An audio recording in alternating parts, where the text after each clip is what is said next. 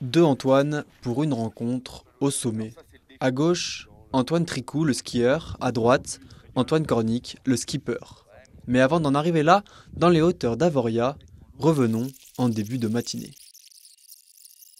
Ils se connaissent depuis même pas 24 heures que Antoine Tricou, moniteur de ski, dresse le programme du jour.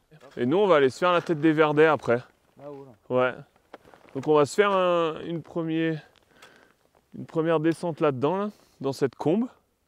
Et après, on remontera et puis on prendra cette trace à pied, tu vois, qui monte sur l'épaule. Voilà ce qui attend Antoine Cornic. Et on peut dire que le marin, originaire de l'île de Ré, est ici en milieu hostile. Sur ses épaules, sa veste de quart, cette même veste avec laquelle il a bouclé, le 14 février dernier, l'Himalaya des mers, son tout premier Vendée Globe. Quand on me demande toi, sur le Vendée Globe mon meilleur souvenir, en fait c'est vraiment la tempête quoi. Parce que la tempête c'est à un moment la machine et l'humain fait plus qu'un quoi.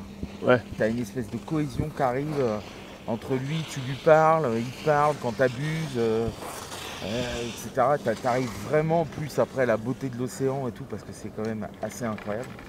Bon, revenons à nos montagnes. Bien loin des océans, il a été invité par la station DG, un de ses partenaires sur son tour du monde. C'est comme ça qu'il a rencontré Antoine Tricou.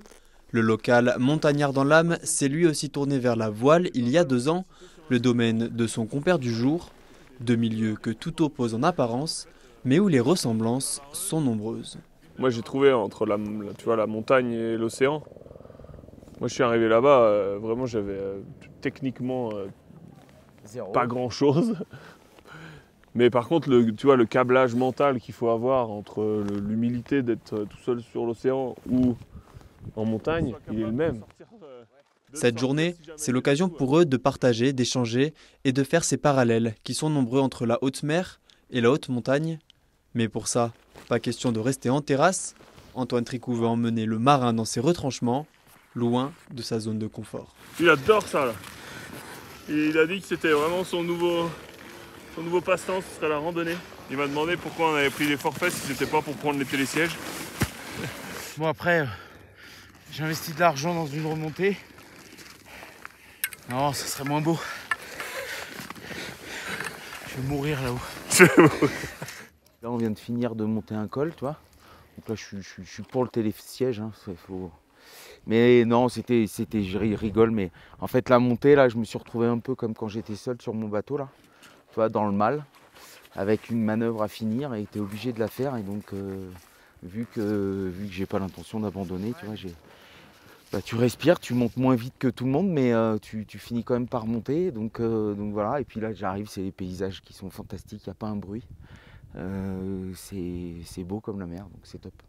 Ce jour-là, il est allé puiser loin dans ses retranchements pour gravir la montagne, car c'est usé physiquement que le skipper du bateau Human Immobilier a terminé son Vendée Globe après 96 jours de course, de quoi marquer l'admiration de son guide du jour. Il y a quand même une dimension loin de tout sur les océans que t'as pas forcément en montagne, ou moins. Il faut vraiment aller beaucoup plus loin pour trouver cet isolement où tu es tout seul, quoi. Quand tu es au milieu de l'Atlantique ou dans le Grand Sud, encore pire, tu es à une semaine de la première terre peut-être, et s'il y a un pépin, on vient pas te chercher tout de suite.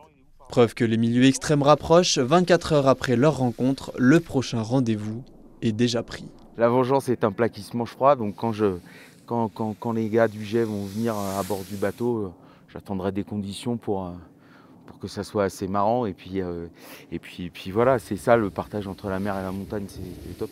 Mickaël, prends ton temps, regarde où tu vas.